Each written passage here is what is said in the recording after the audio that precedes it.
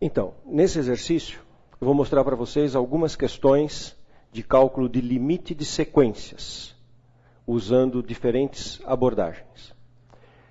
Nesse exercício, eu vou chamar a atenção de uma estratégia que a gente faz para resolver limites de sequências, que é transformar o n, que é a nossa variável inteira que está tendendo para infinito, transformar o n em variável contínua, em variável x real.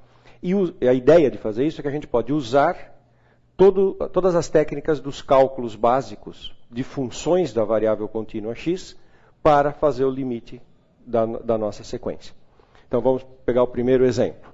A sequência é seno de 1 sobre n quando n tende a infinito.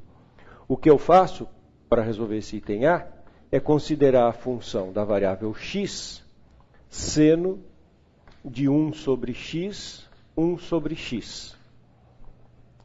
Aí, quando esse x está no lugar do n, o n vai para infinito, então o x é que vai para infinito.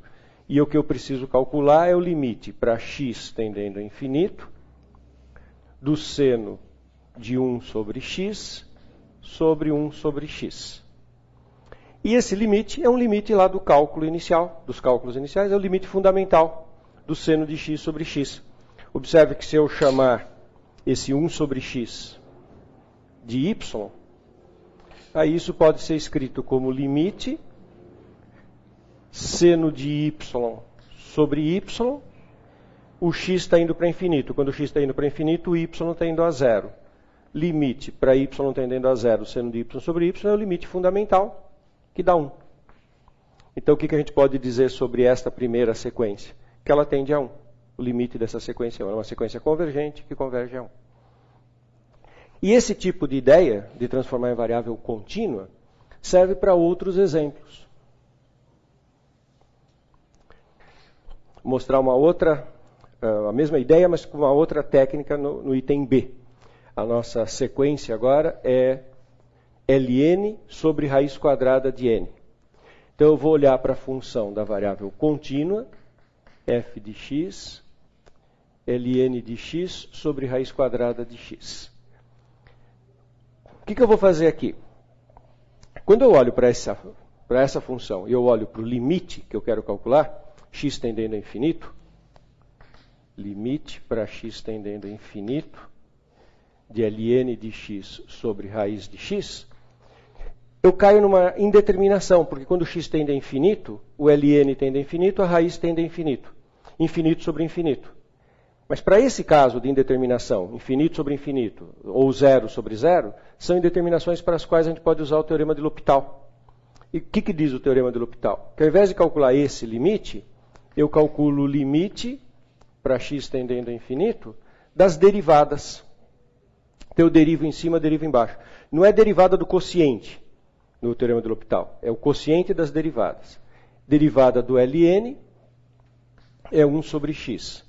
Derivada de raiz quadrada de x, deriva como se fosse x elevado a meio. É meio, agora x elevado a meio, abaixei o meio, x elevado a menos meio. Então é 1 sobre raiz de x. Essa é a derivada da raiz quadrada de x. Certo? Então isso fica igual limite para x tendendo a infinito, 1 sobre x, então eu tenho um x embaixo e um 1 em cima. Aqui eu multiplico pelo inverso, 2 raiz de x. Cancelando o raiz de x com o x, fica limite para x tendendo a infinito, sobrou um 2 e um raiz de x embaixo. Como do x tende a infinito, raiz de x tende a mais infinito, isso tende a zero. Então eu concluo que esta sequência tem limite zero. Também é convergente, tem limite zero. O que tem no item B de interessante é o uso do teorema de L'Hopital. Nesta passagem, eu usei o teorema de L'Hopital.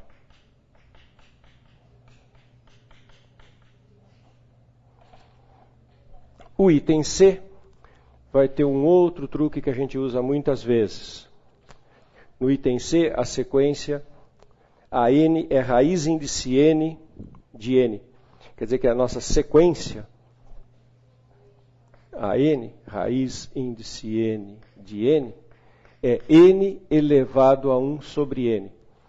Expoentes muitas vezes são difíceis de trabalhar, mas a gente se livra do expoente calculando o logaritmo. Quando você toma logaritmo dessa expressão, o expoente desce. Então o que eu faço aqui é o seguinte, eu pego na variável x, então eu vou olhar para a função x elevado a 1 sobre x, e eu vou tomar exponencial do logaritmo. Observe que tomar exponencial do logaritmo, uma operação inversa da outra, continuo com a mesma expressão. E o que muda é que esse 1 sobre x desce.